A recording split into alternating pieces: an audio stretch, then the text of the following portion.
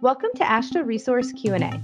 We're taking time to discuss construction materials testing and inspection with people in the know, from exploring testing problems and solutions to laboratory best practices and quality management. We're covering topics important to you. Welcome to AASHTO Resource Q&A. I'm Brian Johnson.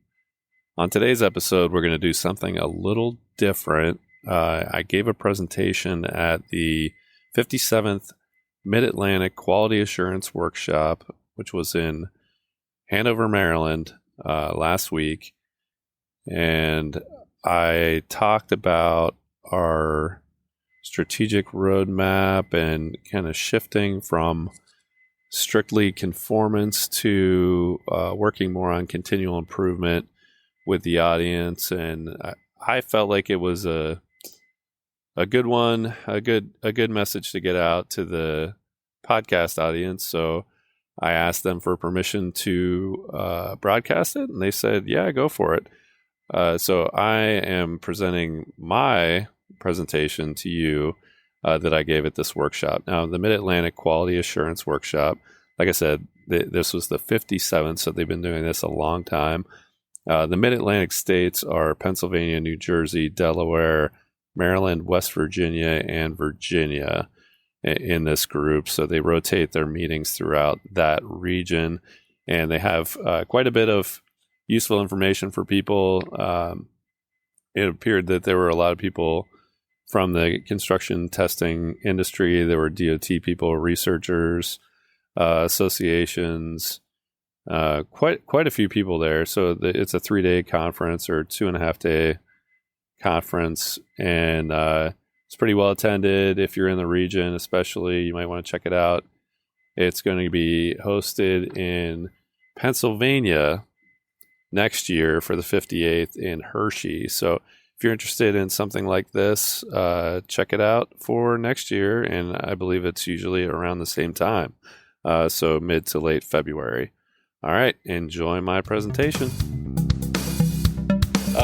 Okay, so just a lot of people don't really understand who AASHTO is. Like, they think about the staff that might come into the laboratory from AASHTO Resource as AASHTO, but AASHTO is really the state DOTs, right? So if you are a DOT, you know that. You're the AASHTO member. You're the ones who set the standards. You're the ones who kind of give us direction on what to do. And the way AASHTO is laid out, there's the board of directors, there's the committee on materials and pavements, and then the AASHTO Resource Administrative Task Group is a subset of the Committee on Materials and Pavements. So there's a chair and 4 regional vice chairs, and those are the ones who make the decisions on accreditation.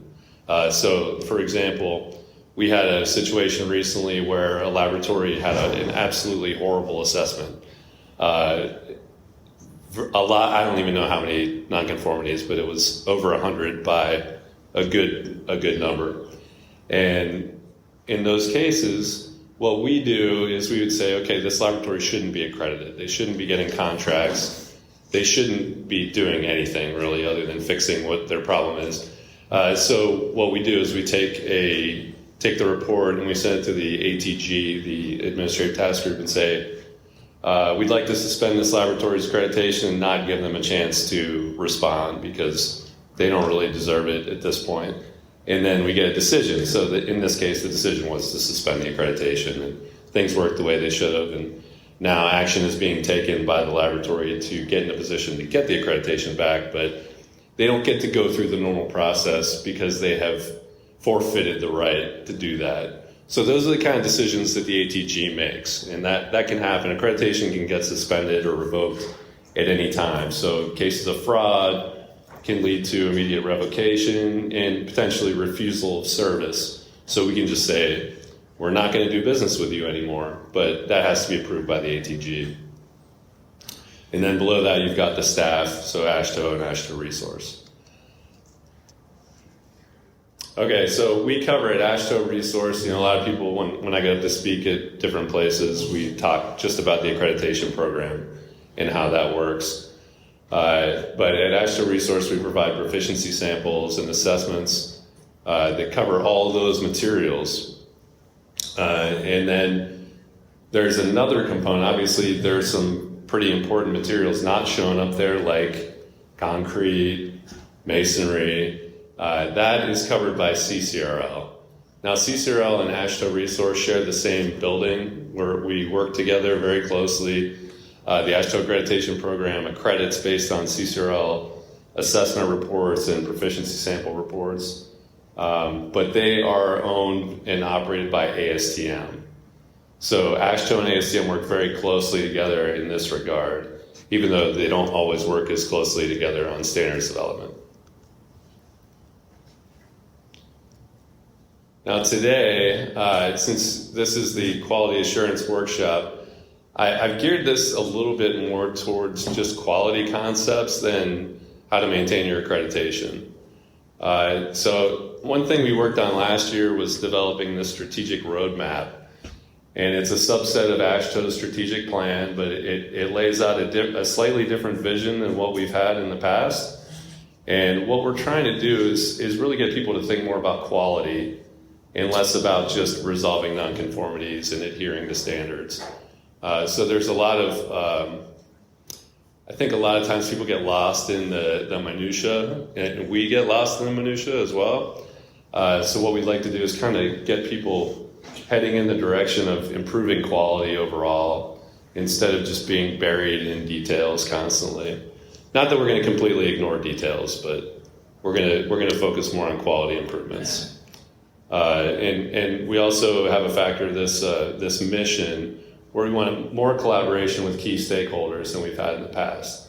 So I talked a lot about what we do with AASHTO members, but there are a lot of other people who use the accreditation program as well, like building departments and counties and cities and the FAA, the Corps of Engineers. There are a ton of entities that use the AASHTO accreditation program. We need to make sure we're delivering for them too. Okay, so as part of this strategic roadmap, it has a bunch of objectives. I'm going to talk about one of them. And I alluded to this earlier, talking about continual improvement. And there are a few processes associated with this improvement, this continual improvement process. And that's developing measurable action plans and objectives and shifting our focus just from conformance to continual improvement. How many of you have measurable action plans and objectives, quality-related objectives that you've determined on your own, that you evaluate every year and have benchmarks and other goals that are outside of just your normal operation, other part of your normal operations, but you've established goals associated with quality?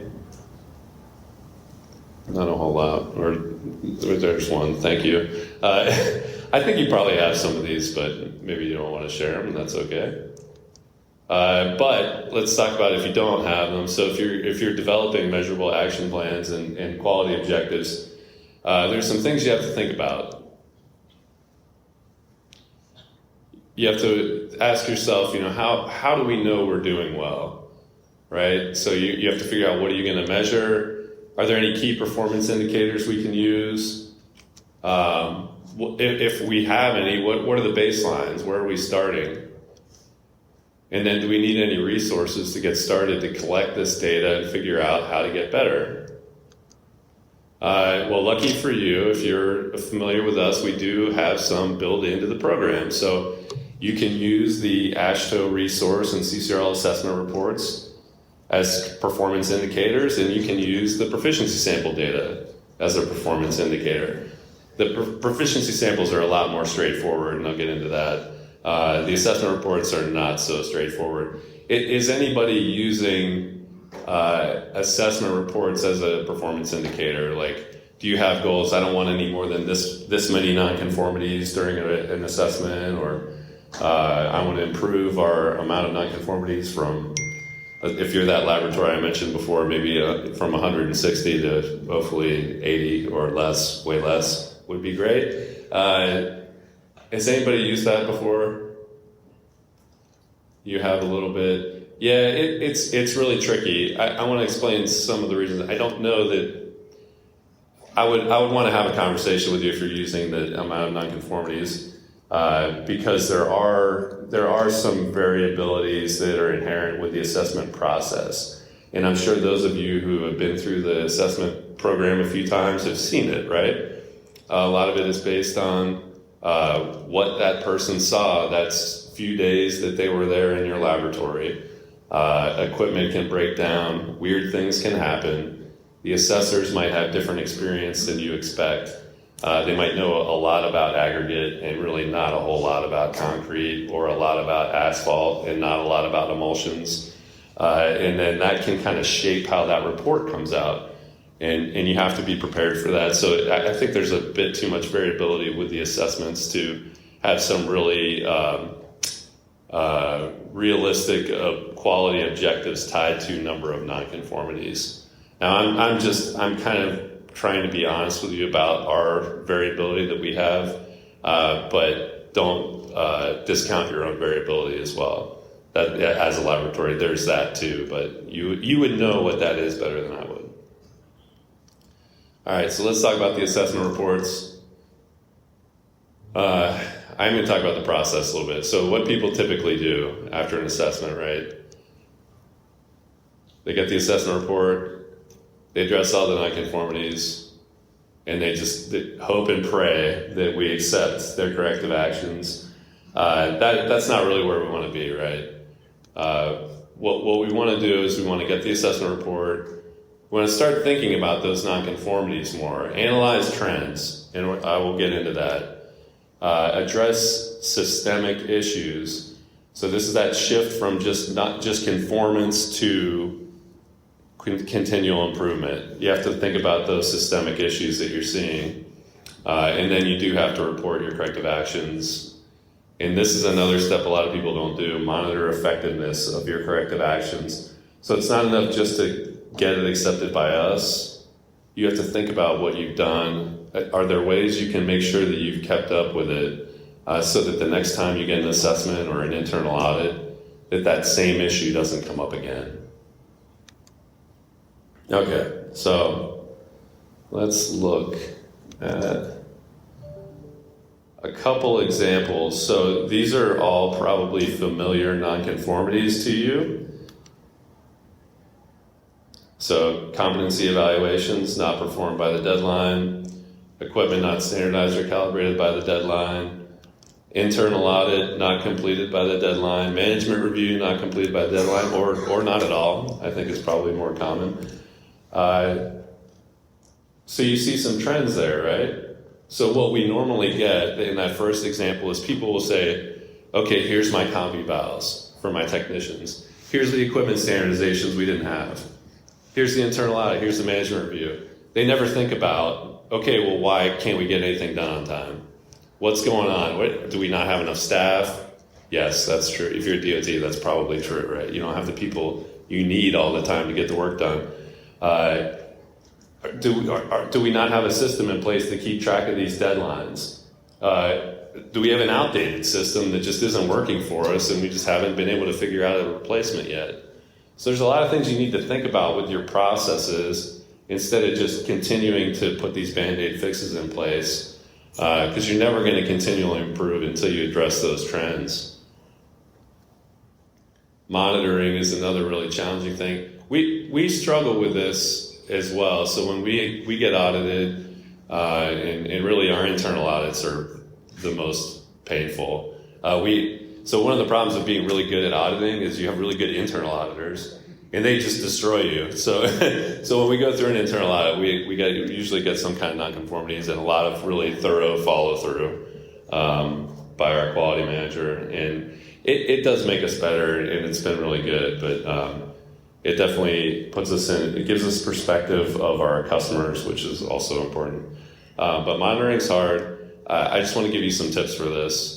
Set up appointments in whatever your calendar, we use Outlook. So I'd say the best thing, internal audits, people really struggle with getting those done on time.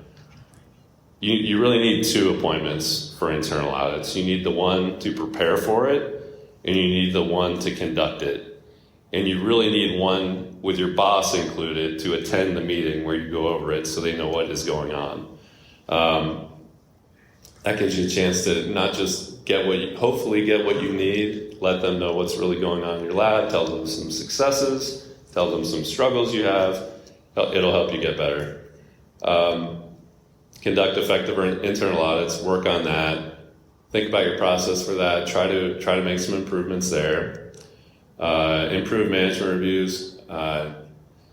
We've done podcast episodes, webinars, tons of different sessions at our technical exchange on management reviews, and people still don't really understand them. So I'd say if you struggle, I'd say a lot of DOTs understand these. If you are new to our program, you might not know what this term is, though. And I would encourage you to go to our website and try to find more information on management reviews. But basically, it kind of closes the loop and gets management more engaged with the quality systems and what you're going through as a laboratory. Schedule the updates for your policies, procedures, and forms.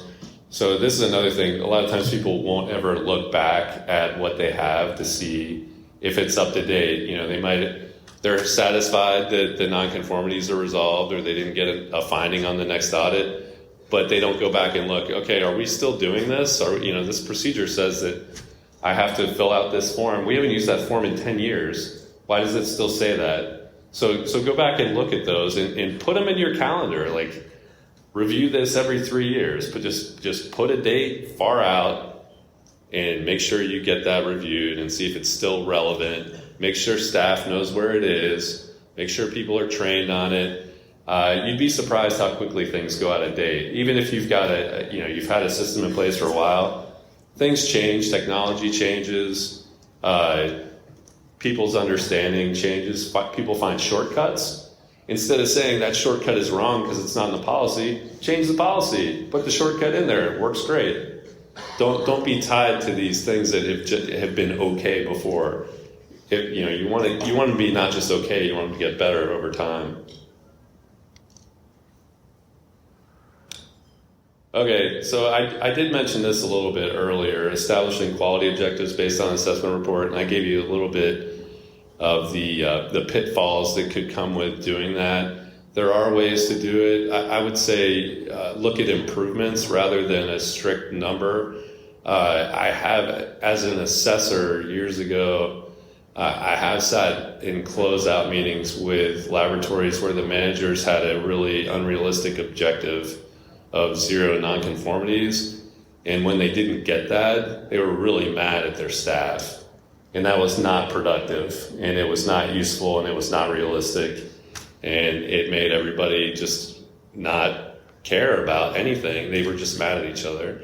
And it made it hard for them to get better. So think about reasonable quality objectives. If you ever want to talk about that with us, we're happy to have a meeting and look at what you're dealing with now and come up with some goals for next time. Make sure you use us, and it's not just the DOTs, but especially the DOTs, since we really do work for you.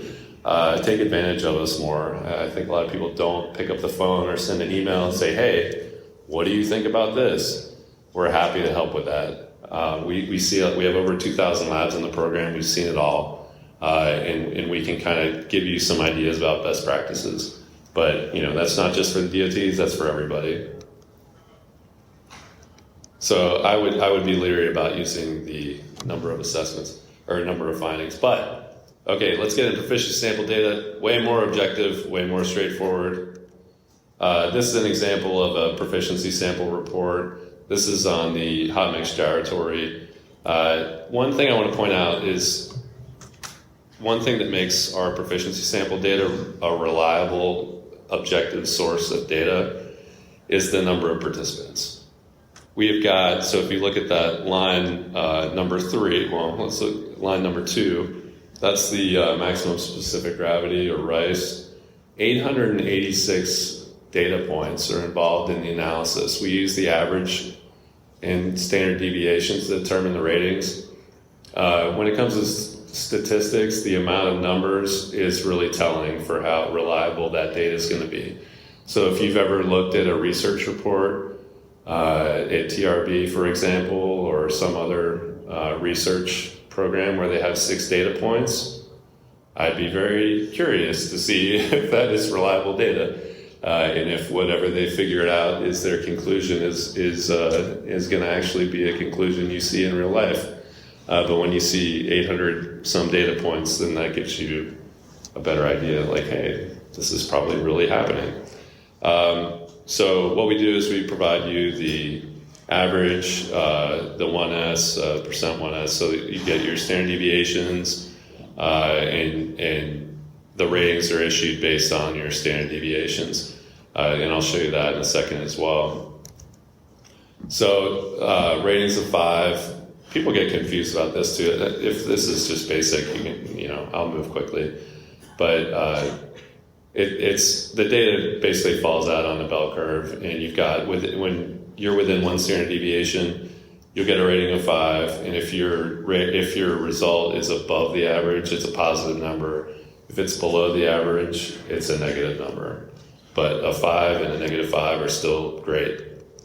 Then after that first standard deviation, it goes to half standard deviations. So 4 and negative 4 is 1.5. Within 2 is 3 and negative 3. Once you get beyond that, you're kind of in the risk area. So that is considered a low rating as far as the AASHTO accreditation program is concerned and the proficiency sample program is concerned. What we do with that is we say, this is where you need to take corrective action. However, we don't suspend accreditation based on a 2 and a negative 2. We give laboratories an opportunity to correct the issue at that point. But when you have you get beyond 3 standard deviations with a 1 and negative 1, 0, you're really far from the average. And it's kind of hard to get into suspension because you have to do this on both samples of the pair in 2 consecutive rounds. So that's 4 times that you would get a 0, a 1, or negative 1. So that shows us that you're not making improvements. You're not doing anything to improve. Some people, even after they get suspended, they will order a blind sample and they will fail again and say, what are you doing? And they said, well, we thought we'd get satisfactory ratings this time. Why? Why did you think you were going to get satisfactory ratings? You've done nothing to improve. So you really have to think about, why am I getting these low ratings?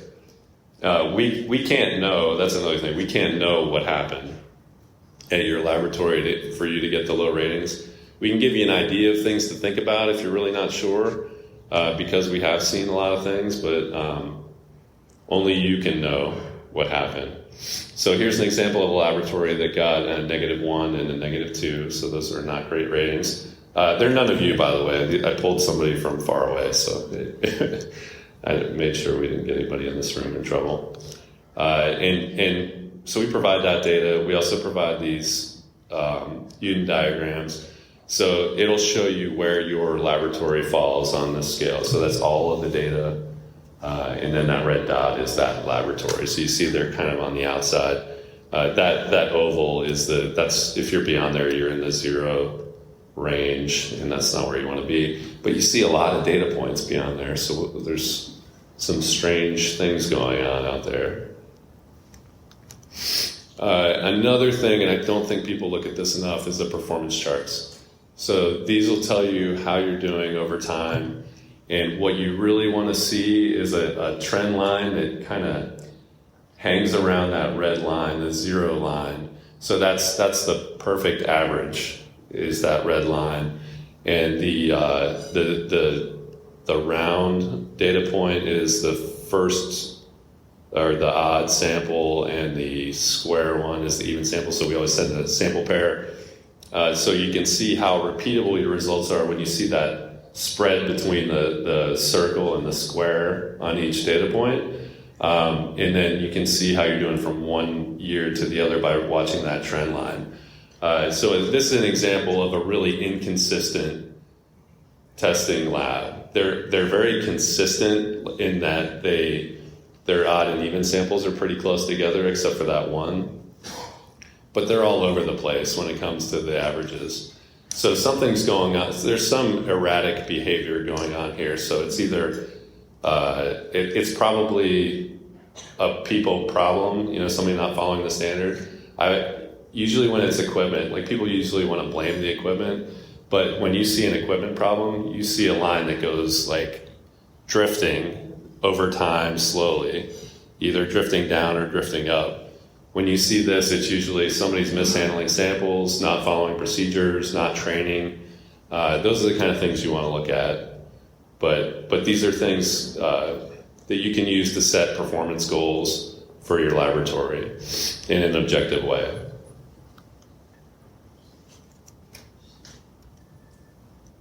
So like I said, this is a way more straightforward method of setting quality objectives. So we give you the ratings. You can use those as your key performance indicators. We already know what the baseline is. You don't have to guess. So you want to get a 3 or better.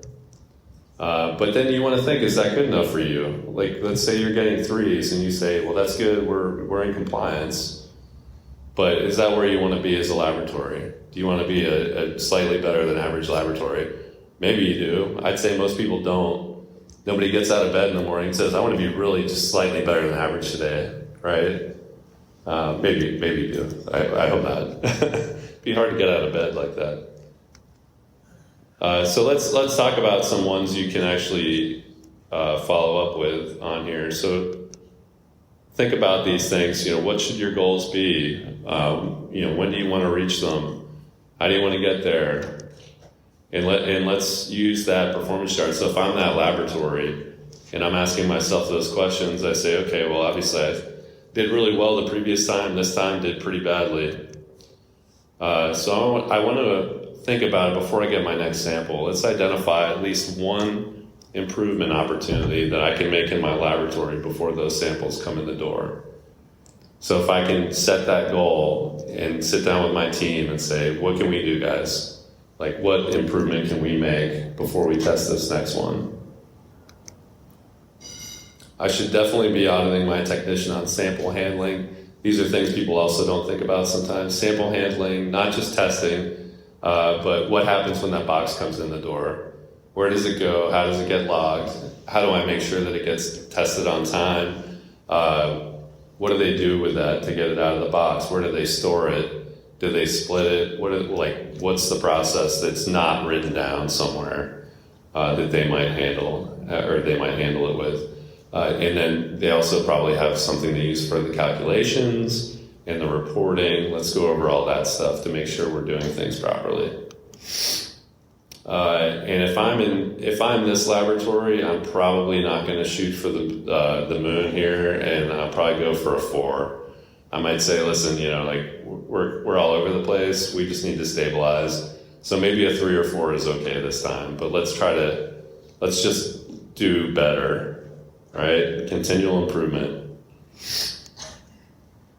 And then after that, well, actually this laboratory's done pretty well with repeatability. So, well, I won't go back all the way, but we give a repeatability rating too. That kind of tells you how far away the 2 samples were. So in this case, the laboratory was at a 5 already. I would expect to continue that trend. And then I would also want to review the ratings with my technicians. So I might have not done that before, but this time I want to do it. I want to close the loop on this. So these are just some simple things that everybody can do to improve and figure out some objectives and follow through on them. So then for monitoring, I want to think forward, like let's think ahead to 2026. Okay, if we achieved our goal of 4, now it's time to go for the 5. So let's see if we can improve that. And then once we go over all these steps again, then we can meet with the technician or meet with management, put it in our internal audit, put it in the management review, tell everybody what a great job we're doing. And then we feel good about that, right? I talked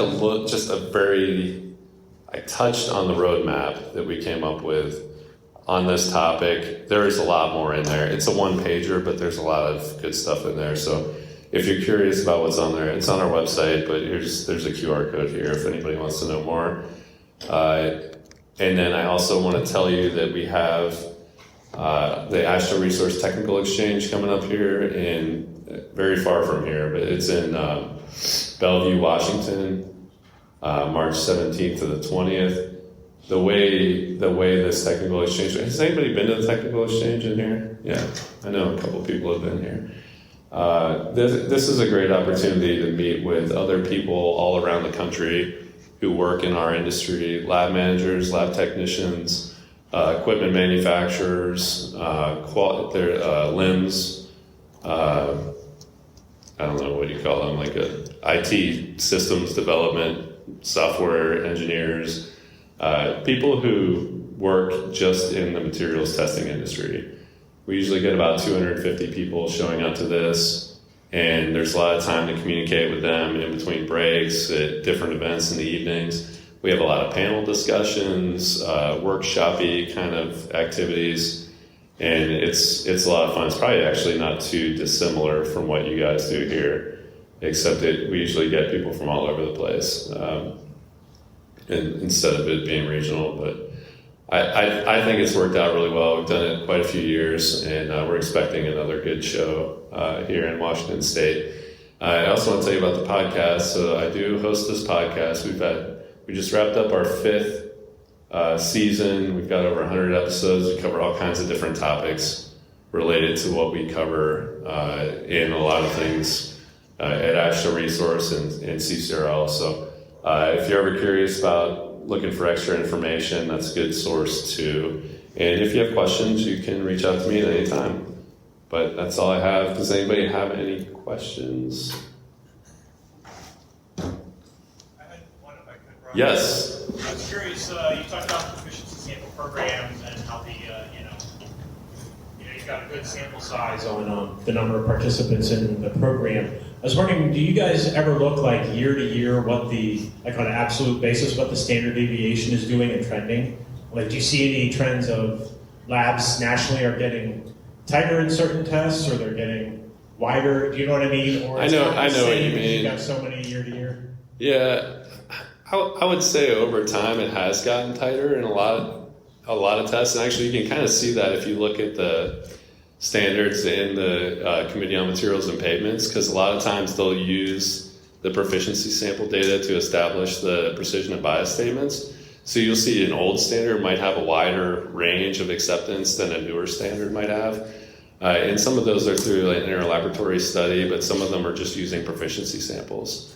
It's tough. We do get a question related to that quite a bit. Why don't you just use the precision and bias statement instead of the average? And it's like, well, if that was an old P&B statement based on data that was maybe unknown, like sometimes we don't know where the data came from, do you really want to use that for your quality objectives? Or do you that might be fine for like material acceptance, but when we're talking about making quality improvements, that's a different topic. But yeah, I think it is. Yeah. Yes. I have a question regarding proficiency sample. We receive 2 samples for each type of test.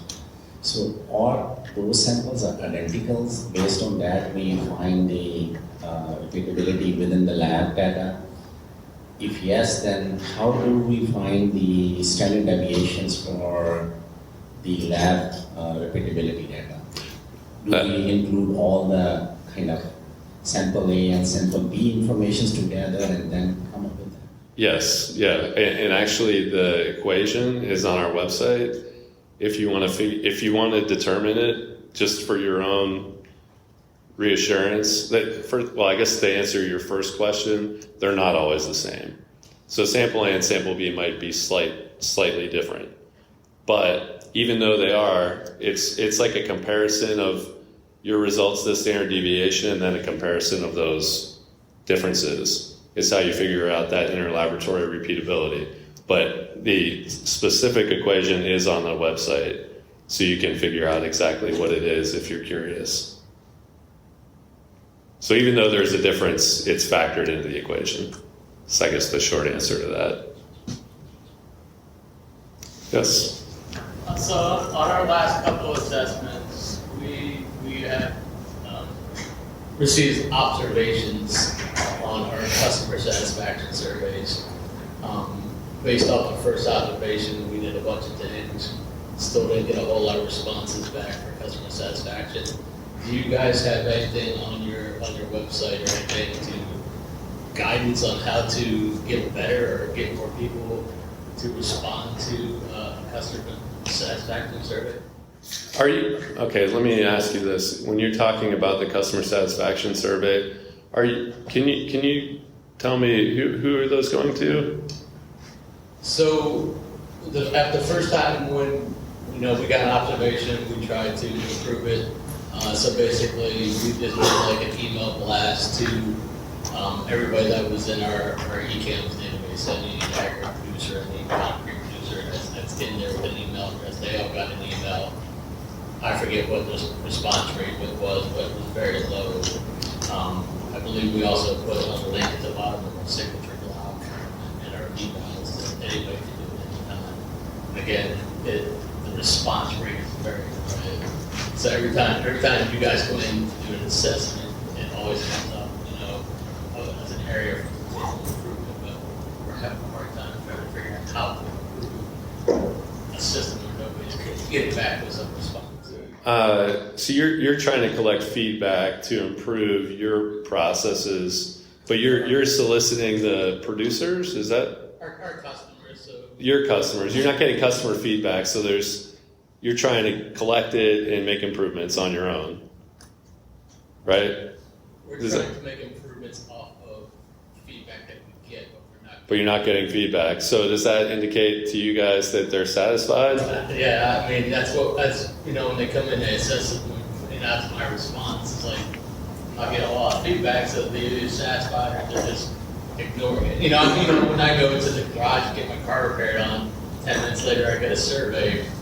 Do I do it? Sometimes I don't. I think it's just a big issue in general. People don't want to take these surveys. Yeah, I think you're right. I think as a country, the whole population is suffering from fatigue from all these surveys and register yourself. Like the Radio Shack methodology of giving them all your personal information about batteries has somehow won, and now everybody's doing that, and we just get exhausted by it. So you're probably right, is your customers are probably fatigued. I know we wear people out with surveys. We send so many surveys. What did you think about this? What did you think about that? And we do get some responses, and actually we get a decent response rate. But it is kind of, it's difficult. You don't want to overreact to some of it, because sometimes people, you don't get those average people who are just satisfied. They're not going to respond. You get the people who are super excited because it probably went better than it should have for them, and you get the people who are just really mad because something didn't go their way. So the way we deal with it, we get that data and we treat it. I don't think we're doing it the right way, by the way. We treat it like a complaint. But I'd say it's not a complaint unless it's unsolicited. Because a lot of times when we follow up on the people who send negative feedback, I'll say, I looked into this, and their response is usually, I didn't know you were going to do that. I didn't mean to cause any trouble. I wouldn't have said anything if you weren't pestering me to to give this feedback. And I'd say, okay, well, I feel good that we made an improvement either way. But I also feel like I wasted a lot of time worrying about this customer who wasn't actually upset. So I'd say to answer your question about that, you're doing what you can do. I would say try different methodologies, but if you're just not getting anything, you're doing your best to reach out to them and get feedback. So you might want to try some different things. You might want to do maybe less frequent cold calls or something and say, hey, I just wanted to follow up with you on this, after a project, or that's one thing that we found to be a better way to get feedback is if we target an event. So after somebody just gets through an accreditation process, we'll send them a solicitation for feedback. That has been way more successful than doing it based on a calendar. Every January we send it out. We had horrible results with that. But if it's right after something, they usually are more inclined to do it. But when I say more inclined, that we may be going from 2% to 25%. 25% of the survey I feel like is pretty good.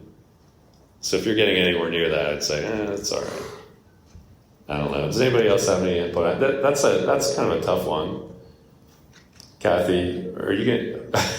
Because so Kathy's gonna go up. Am I eating into your time? Okay. I think we have a few more minutes. Any other questions? Yes. You mentioned the lab that had over 100 nonconformities. Yeah. Since you don't actually accredit like a blanket accreditation, how many different tests did you, for how many different tests did you pull their accreditation? I'm guessing it was probably all of them. It was all of them. Yeah. How many was that? I wonder. It was how many tests? I don't know, maybe like 60 tests, something like that. The typical commercial testing lab is doing soil, aggregate, concrete, masonry, asphalt mixtures, and it may be like 6 to 10 tests in each scope, and then some quality management system ones, some standards. But that particular laboratory, it was just like they weren't doing anything in between assessments. And when we see that, so like just for when we suspend the entire accreditation, it's usually because there's an underlying problem or something that impacts the conformance to AASHTO R18. So AASHTO R18 is kind of like the bedrock of the whole program. And if they're out of conformance with that, it can affect the entire accreditation. Even they may be doing a great job with their concrete cylinders. It might not. I mean, that's usually what they're not doing a great job with, by the way. But they could be doing a great job with that, but they'd still be suspended if they weren't keeping up with all their quality management system obligations. Thank you. You're welcome. All right. Well, thank you for your time and attention and for hanging in there. And but yeah, thank you. Thanks for listening to AASHTO Resource Q&A. If you'd like to be a guest or just submit a question, send us an email at podcast@ashtoresource.org or call Brian at 240-436-4820. For other news and related content, check out AASHTO Resource's social media accounts or go to ashtoresource.org.